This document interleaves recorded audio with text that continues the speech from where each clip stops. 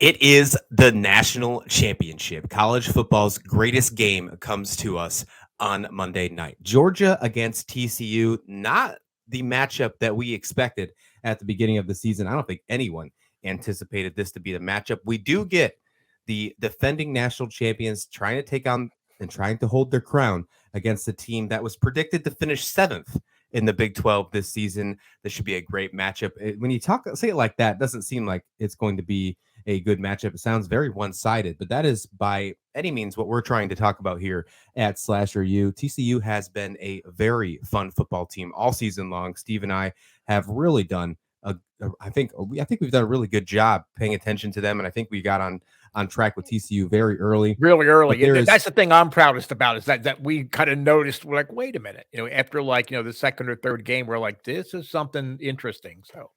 Yeah, and by no means is this taking anything away from Georgia. Now, Georgia is the defending champions for a reason. We are going to see if we get a back-to-back national champion or if we get a first-time national champion since 1938. This should be a fantastic game on Monday night. We're going to break down the national championship, give you a nice preview, a nice first look, if you will, to get you ready for Monday night. Again, this is going to be a fantastic football game. I'm really looking forward to this one at SoFi Stadium. The craziest thing about that, though, is there's no tailgating there. I saw something passing around throughout the social medias. They're not allowing tailgating at SoFi Stadium for the national championship. That kind of dampers the mood in my mind. But I won't go too far into that portion. There's my, I'll bring it out there now. There's my disappointment in that portion. But man, Steve, this game is going to be really good. What's your thoughts on this before we really dive deep into it? The fact that TCU got here it brings me satisfaction. I can only imagine, what it means for Horned Frog fans, what it means for, obviously the team and the athletic department, the program itself. I think we're already seeing some benefits for TCU. I think the third Alabama guy in the transfer portal now is committed to TCU. So, we're talking. This program is now truly getting some respect from within the industry, certainly with the players themselves. So I think that's terrific. And, Georgia just doing what they have to do. I probably maybe put too high expectations on them, and I was expecting them to be maybe more dominant or more flashy during the year, but they just won. And, they're the number one team in the country for a reason now, something that I doubted probably most of the season, but I think they've proven that they should be the number one team in the country. We've got a great matchup. Yeah, absolutely. I agree. And I just noticed while we were talking, we're so excited about this that we got a basketball background going here instead of a football background. So just going to magically change that as we're talking. So if you're listening or watching on YouTube, just ignore my cool little pictures there. Okay, we're good to go. But yeah, just because I'm really excited about it. I truly am. This is going to be a really good football game. I want to dig into the coaches a little bit before we start and talk about. Now we have a cool kind of breakdown. I think this is going to be a really fun preview, if you will, for the national champion. We're going to each give, because you and I both are on different sides of the fences here, and we're going to each take a team, and we're going to give them 3 reasons why we believe they can win this football game. We're going to get to that in just a minute, but first I want to talk about the coaches.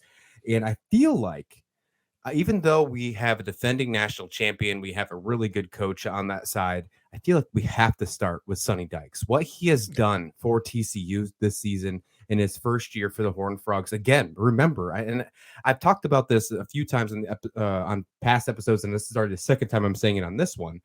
TCU was predicted to finish 7th in the Big 12 this season. No one had them even in their radar when they were talking preseason who will win the Big 12. It was either Oklahoma, it was Texas, and there was maybe some shades of Baylor here and there. There was no TCU talk whatsoever. Sonny Dykes came in and he really took care of this team. He has some fantastic coaching skills. We've seen it throughout every single game, the cardiac Horned Frogs, if you will, because there has been multiple times this season where they have had to come back in the second half to win. The only damper on this season was a loss in the Big 12 championship to Kansas State, which was a very close game indeed. They took care of Michigan in the college football semifinals. Sonny Dykes gets the Coach of the Year award. I mean, you can't how can you not give it to him? He did everything that was needed to do to get himself to the national championship, Steve. He did, and we said this the last time we were talking. We were doing the recap of the game. This is the best coaching job that I can remember, at least over the last 20, 25 years, of any Division One coach. Never mind that it's his first year. That this is his first year. He got hired away from SMU, and it's just amazing.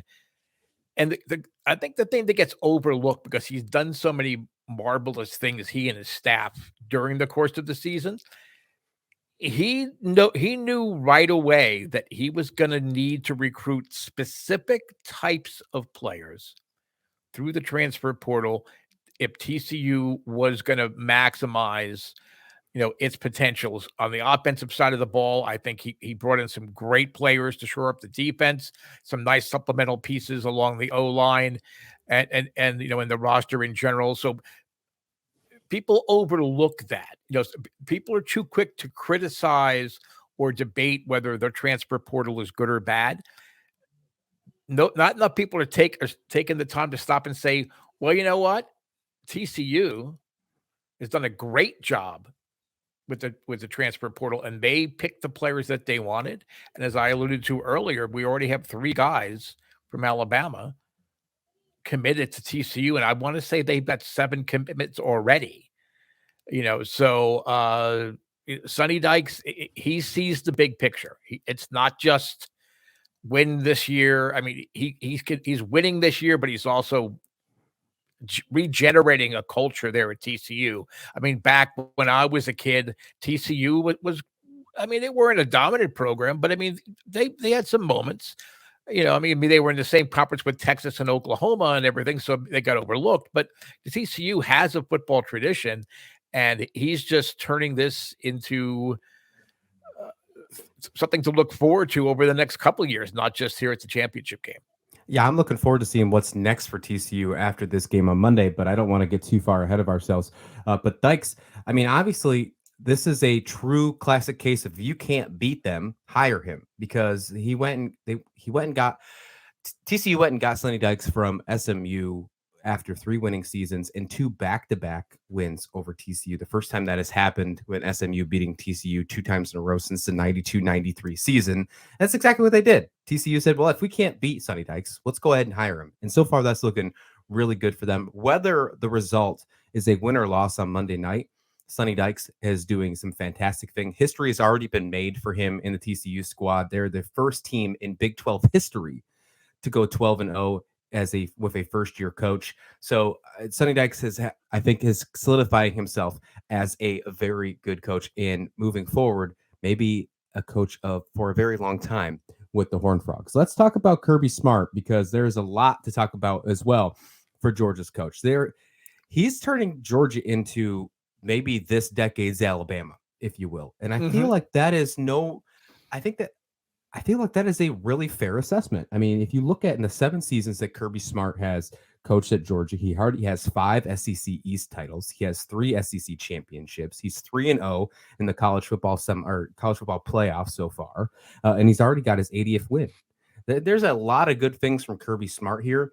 When you look at him, you have to put him in the category of best coaches in all of college football, and there's probably not many that you can argue against him at this moment in time about being the best, the absolute best in all of college football. And the great thing about him is that not only he adjusts in game, but he also adjusts to the roster that he has. I mean, not everything always works out on the recruiting trails, but certainly Georgia is chock full of 5 and 4-star recruits. He brings in people, but again, sort of like what Dykes did, specific people through the transfer portal. And if there's an injury that happens, he just adjusts the game plan, even in game. If there's an injury in the second quarter, he already, within before like the third quarter begins, he already has his team prepared to adjust for that and adjusting his play calling according to that. So Kirby Smart deserves every accolade that has been heaped upon him. And I've begun to wonder if I really thought that this was not a championship contending team throughout the year, but just kind of digging deep as we have here during the playoffs, doing the previews and the game recaps, and now the championship preview. I'm wondering if this might not be his best team. And perhaps, certainly, I think it might be his best coaching job, but this might be his best team. It's just not as flashy, or star laden as some of the other championship teams have been. I completely agree. Talking about solidifying your legacy as a coach, when you talk about Sonny Dykes, if Kirby Smart gets another national championship for Georgia in back-to-back years, especially when last year was the first national championship for Georgia since 1980, I mean, that's saying something. Kirby Smart has already gave himself probably a statue somewhere on campus. I'm sure that this is going to be a bigger statue, maybe with a waterfall involved if he gets the win on Monday night. Or a U.S. Senate nomination. Yeah, there you go. I mean, that can always come into play too. Uh, all right. So, with that being said, we have a very good game ahead of us. Right now, Georgia is a pretty high favorite on the spread. We're going to get to that in a minute when we talk about our predictions. But when we talk about this, I'm leaning towards Georgia. You're leaning towards TCU. Yes, we are split here on Slasher U. So, with that being said, we are going to break this down. Steve, I'm going to let you go first. And we each have 3 reasons why we believe that their team can win the national championship. I'm going to start with you, with Steve, first. And number 1 reason why you think TCU can win the whole damn thing on Monday night. I think perhaps the biggest edge that TCU has in this game is special teams play. They have, with Darius Davis, they have one of the premier punt returners in the country. He already has 2 punt returns for touchdowns. He's not one that easily calls a fair catch, so he's going to try to gain you yards. And even if he's not running it into the end zone, he's setting up his offense to push the ball into the end zone with relative ease, not having to march 80, 90 yards down the field. Now, he's averaging just under 15 yards. Well, I'm sorry. I take that back. Georgia's giving up just under 15 yards per punt return, and he is averaging over 18. So I think potentially, as far as the battle for field position, and that's one of those things that sometimes gets overlooked in big games, I think that gives them the edge. Now, the Georgia punter is one in a increasingly longer line of Australian rules football youth going to what they call the Pro Kicking Academy over there in Melbourne, and then coming over and playing professional football, college football as a punter. That gives Georgia sort of like an antidote to Davis, in that Thompson can give hang time and get distance. Sometimes you have to sacrifice distance for hang time, or vice versa. His style of kicking, that Australian rules football style of kicking, kind of gives him both. He has had 18 fair catches on his punts. He's pinned the team deep in the territory, 15, 16 times during the course of the year. So again, it's sort of like a battle within that. But I think the special teams, especially the kick returning and the punt returning, could really give TCU an advantage. Plus, their kicker, Griffin Kell, forget about running on the field, and then within 3 seconds and setting up and kicking a game-winning field goal. Putting that amazing thing aside, and the fact that they actually practiced that. That's the thing that blew my mind. How do you think of practicing something like that? But they did. They had it covered. He's kicked about 89% success. He's 7 for 7 from 40 to 49 yards. And I think that is really big. So, because Georgia has a defense that can sometimes bend but doesn't often break. But if they can get in, where it's between a 40 and a 50-yard field goal, I mean, he's perfect on the year. He does have one from 55, but overall, I mean, if you're kicking at that kind of high percentage, that also gives you a weapon going in. Now, the other big key for me is the Max Duggan to Quentin Johnston Oh, connection. definitely. You Yes. know, because and I mean, I looked at it and I was surprised that he only had 6 receiving touchdowns. But that's not what makes this partnership, this connection so special. Big plays when they need a first down, especially what, because TCU is not afraid to go for it on 4th down.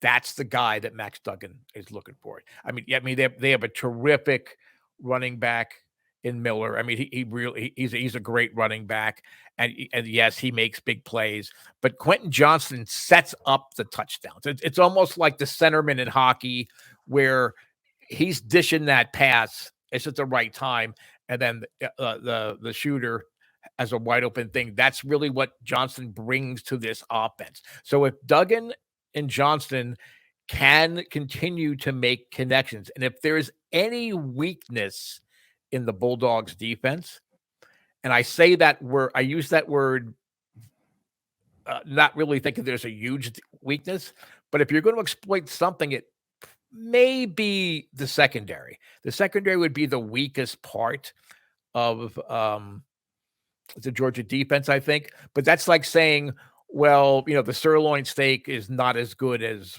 filet mignon or a ribeye. That's true, but sirloin steak is awfully, awfully good too, and it's high grade. So, I'm not saying that the Georgia Bulldog are going to be giving up a lot of yards, through the air, but certainly in the Ohio State game, they gave up.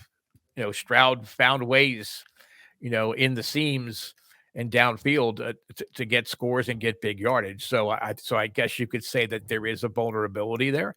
But yeah, Duggan and Johnston, it's a special pairing, and I think that is the big weapon.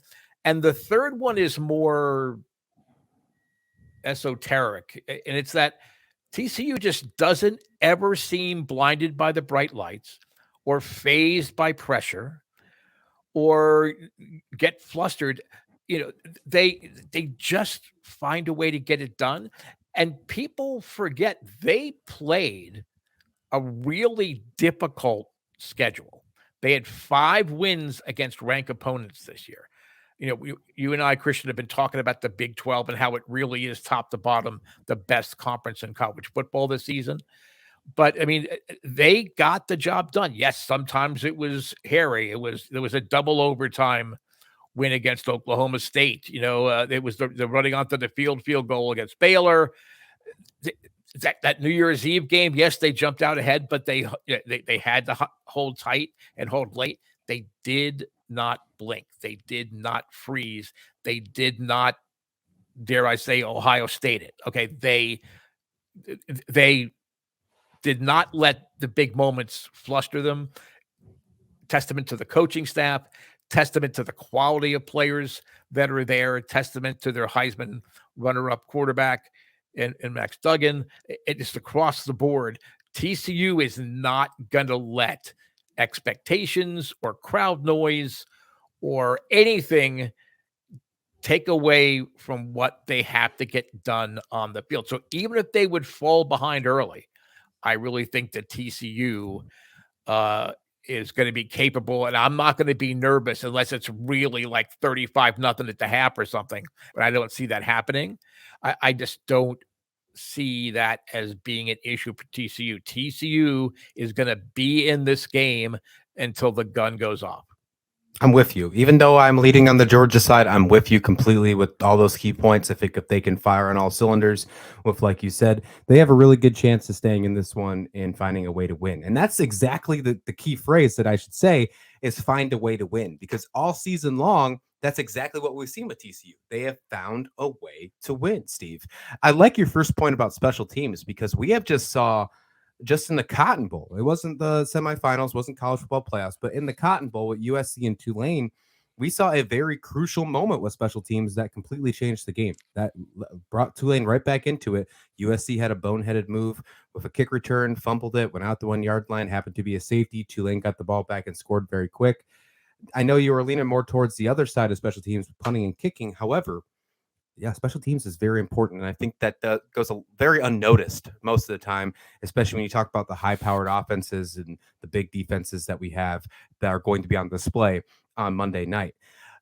Hey, Georgia let up a lot of yards and a lot of points to Ohio State. And you can make the argument that they have one of the top offenses. And some people will even say that's the best offense in all college football.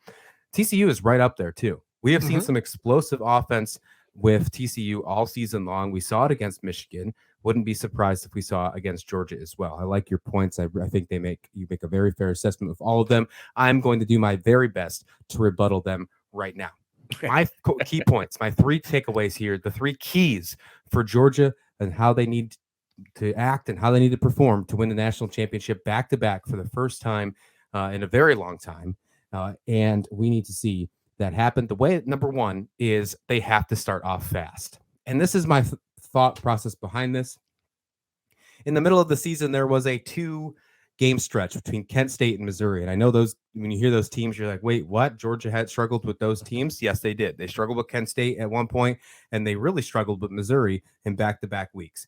I'm going to focus more on the Missouri game because they took care of Kent State. They figured it out. But Missouri, it really was a heartbeat game. They really just found a way to just sneak out of there with a win. They had no reason to win that game. They found a way to do it, though.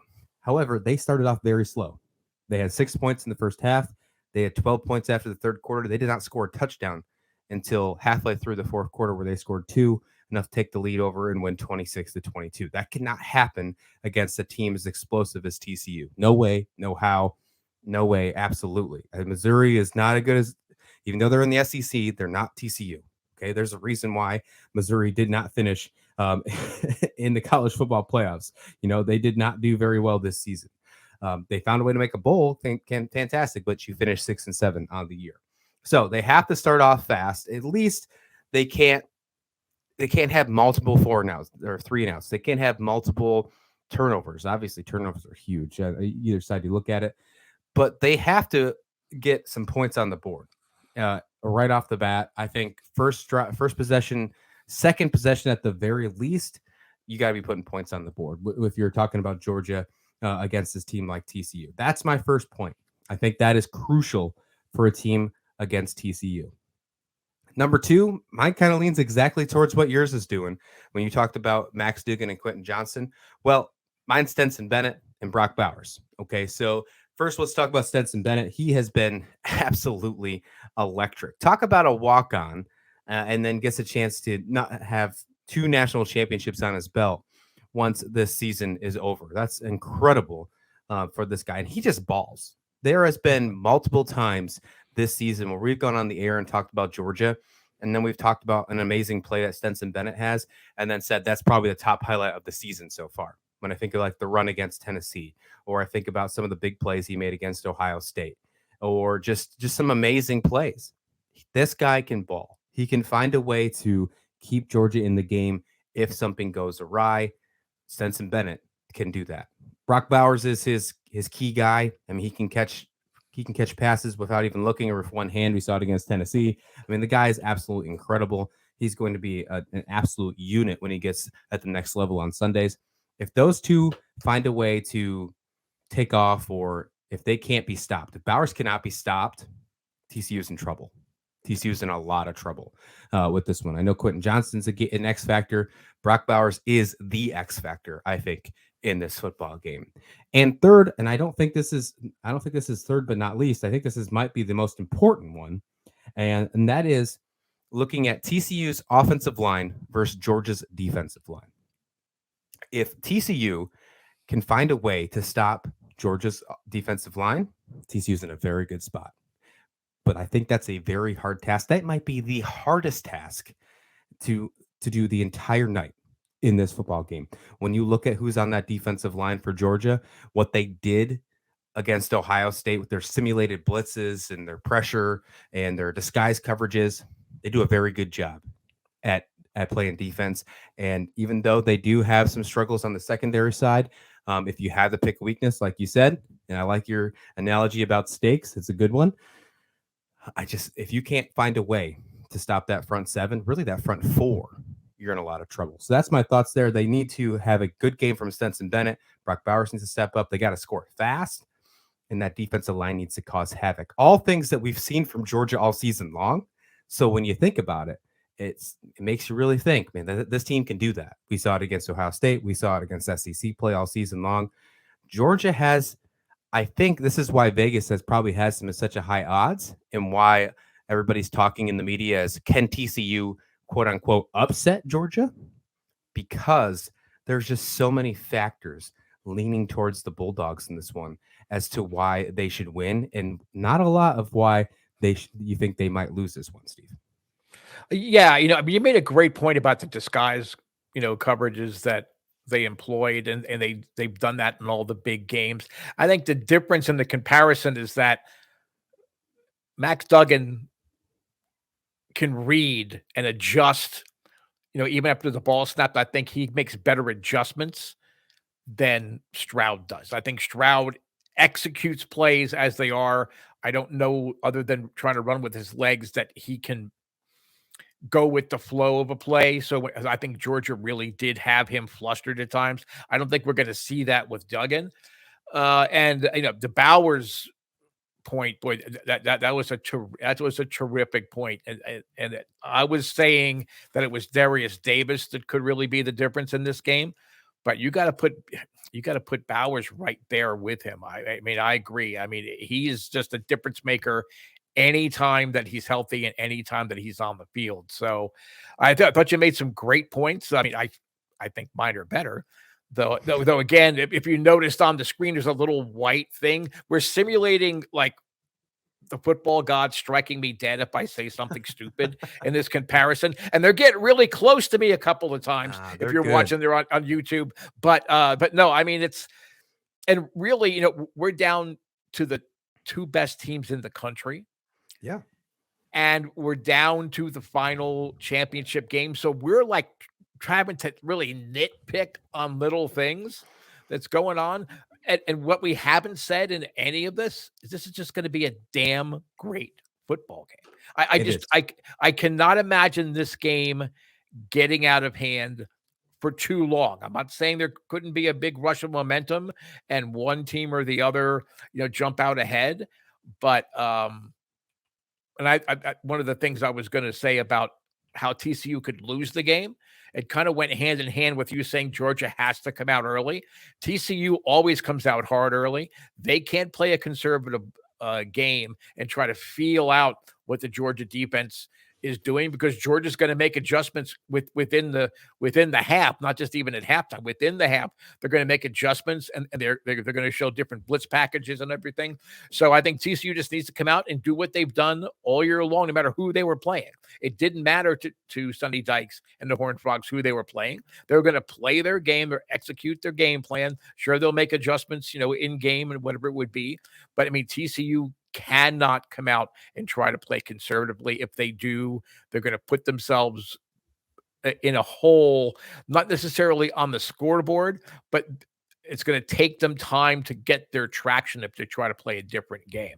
What would you think, Christian, that Georgia would do that would cost them this game? Turnovers. Absolutely has to be turnovers. And I know that might be a cop-out, but because, as I stated earlier, because we've seen just this team act, I mean, there's been moments where they've almost been perfect on the field with their defensive prowess and how just outstanding their defense is, and just how Stetson Bennett can really take the game in his hands and take over whenever he can. If it comes down to it where Stetson Bennett has a bad game, throws a couple picks, and TCU starts winning the time of possession and they get some points off the turnovers, Georgia's going to be in trouble, because I don't know. We've seen Stetson Bennett come back from some turnovers. We've seen that happen. He's had some issues in some of his games in the past. I know he had a hard time against Florida this year. However, TCU is playing all out. They got nothing to lose here. They're the underdog. They know it. You can't give them any ounce of breath. And if turnovers happen from Sensen Bennett or some fumbles, maybe on the offensive side from rushing or whatever it is, I think that is going to be the absolute game changer. I know it might sound like a cop out, but I think that is really truly the biggest issue that Georgia could face in this one. Are they prone to committing turnovers? I know that. We've seen it at some points. It's Yeah, not like we've seen it. We haven't seen it in the huge games. Like we didn't see it too much in Tennessee. right. Okay. We didn't see it too much in the LSU game or the other games, but we did see it against Florida. And I know that was a couple games back. It was before the Tennessee game, but there was moments in that Florida game where you thought Florida had a chance, at least in the first half. It will. Stenson Bennett, I know he's had kryptonite with Florida, so I mean that I feel like that might not be the fairest assessment, but he threw 2 picks in that one. He didn't look the greatest. They had 3 turnovers. They were -3 the turnover battle because Florida didn't have any turnovers. They still found a way to win by 22. So, but this is not Florida. This is TCU. So that's where I lean towards here is turnovers. If Stenson Bennett can keep his picks to 1 or 0, I think they're in good hands. I think if you can, and especially if Georgia can get a turnover as well. If you're talking about the turnover margin, I think the winner of this ball game has not only wins the turnover margin, but probably wins it by 2, like something like that. It's going to be like a +2 turnover margin to the winner. I think turnovers are really going to be key because both these offenses, even as stellar as the Georgia defense and as good as TCU's defense has been at moments so far this year, both of these offenses can just go back and forth. And we kind of saw it in the semifinals. I mean, each team scored in the 40s and 50s. They let up 40 and 50 points. So I think that we can see this just going back and forth offensively. If somebody shows an opportunity that's a miss and becomes a turnover, that could just be the deciding factor. I really think that could be the deciding factor. Okay, so now if you're going to the betting tables, I'm actually picking up my phone now. All right, awesome. So let me give you that spread here. -12.5 for Georgia as we go into this game on Monday night, 7:30 Eastern, ESPN. Number 3 TCU taking on number 1 Georgia, the college football national championship presented by AT&T. Got all of that in there for you. -12.5. That's an interesting one, especially when you look at how they played in the college football semifinals. The over/under is also 62.5 as well. I feel like that's kind of low, especially just because I just said, I mean, TCU scored 51. They allowed 45. They had 96 points in their semifinal. And for the Georgia-Ohio State game, that final was 42-41, 83 points in there. So you're talking a 96 and an 83-point football game in the semifinals. And then you go into the final game, and you're thinking the over-under is only going to be 62.5. I'm leaning towards the over in this one. I think that's a pretty easy bet in my mind, especially because I think at the end, it's going to be a shootout. There's going to be somebody, it's going to go back and forth. Defenses might get tired, whatever it is. I don't see it even touching 62.5. We might be at 62.5 by the end of the third quarter. -12.5, though, Steve. This is one of those that's an interesting one. I think Georgia's going to win this game. Now, for the record, I'm rooting for TCU because I do want TCU to win. I'd love to see the underdog. I'd love to see them get their first one since 1938. I just don't think it happens. Okay. I also, for the record, also thought Michigan was going to beat TCU. So take that as you will, TCU fans. You've already proved me wrong once so far this playoff. So let's see if you can do it again. I am going to take TCU at the points here, though, because I don't think even if Georgia wins this football game, that they win by 13 points and the spread's 12.5. Just based on what we've seen from this TCU squad, they find ways to win. And if that means that even if they lose this ball game, they're gonna crawl right on back into this one and make it close. So my betting picks for this national championship game, I'm gonna take TCU with the points, so +12.5, and I'm gonna take the over on this one. So I would easily play, if I'm gonna do a same game parlay, I'd easily play a P2 on both of those and feel very confident with that. Yeah, and again, I placed my bet as you were talking and going on there. I definitely went the over. I guess they're thinking because it's a championship game that maybe some of the, and I hate to even say that they're gambles with these two teams because they just know sometimes that they can make the big pass or break a big run. So I don't think they're going to be hesitant. So I definitely went, the over on that. And of course, obviously, I took TCU, and the points. I mean, that was for me, that was like the biggest no brainer bet of the season so far. Now let's throw the spreads out. Who you picking? Georgia. Yeah, I think Yeah. Georgia wins the game here. And if I had to do a score prediction, I say Georgia wins by 3. Like, I think it's that close. I think it's a very close game. I don't know if it's a game-winning field goal or whatever it is, or TCU drives at the end and it doesn't happen, whatever the case may be. But Georgia wins by 3. That's my thought process on this one. And I'm going TCU outright. I think TCU wins it outright.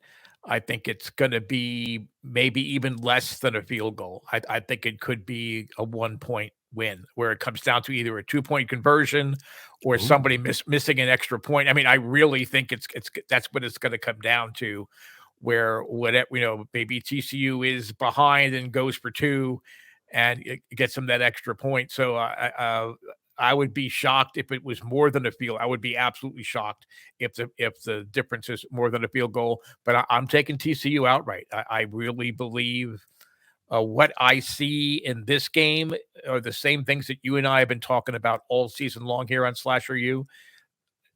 TCU knows how to win football. Not only do they make the big plays, they know how to win.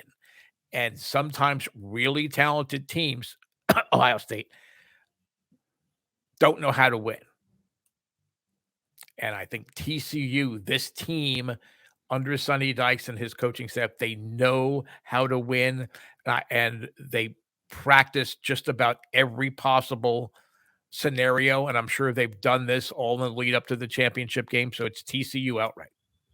I like it. I like it. Let us know your thoughts. Who do you think is going to win this game? Will it be TCU getting their first college football national championship since 1938? Or we're going to see back-to-back champion Georgia Bulldog, who won their first national championship last season since 1980, going for back-to-back. Kirby Smart trying to define his legacy here. It's going to be a fantastic game. I'll be very disappointed if this is a blowout, but I just don't see that happening any way, shape, or form. We're going to see this one at SoFi Stadium, 71,000 people strong. Again, on Monday night, 7:30 Eastern time on ESPN. We'll have you covered here once the game is over for the national championship. We'll have you covered at the winner. We'll get your full breakdowns here at Slasher U. Steve, anything else to stop here or anything else you got to say before we let this one go? Well, it popped in my head because we didn't. Who do you think is the player of the game? Ooh, well, if I'm leaning towards Georgia, I'm going to say I want to go the easy route and say Stetson Bennett. But like I said, I think the X factor is Brock Bowers. So I'm going to say it's Brock Bowers. How about you? Well, you have to go Max Duggan, even though I really think, and unless, Baker breaks, a couple of punt returns for touchdowns or whatever, it's got to be Max Duggan. He's the heartbeat of the team. He's what keeps everything flowing. So even though he's got a lot of talent surrounding him, if TCU wins this game, I see he being the player of the game. I love it. I love it. I think this is going to be a great game. I haven't been this excited about a national championship game in a very long time. As we stated after we talked about the recapping of the college football semifinals, I think we have the two best teams in this matchup, and I think we are going to be very excited. We're going to have an absolute treat on Monday night. We hope you join us as we recap this game on Monday night. Enjoy the college football championship game. This should be a dandy, and come on back to Slasher U when it's done. We'll have you covered here. Thanks for listening.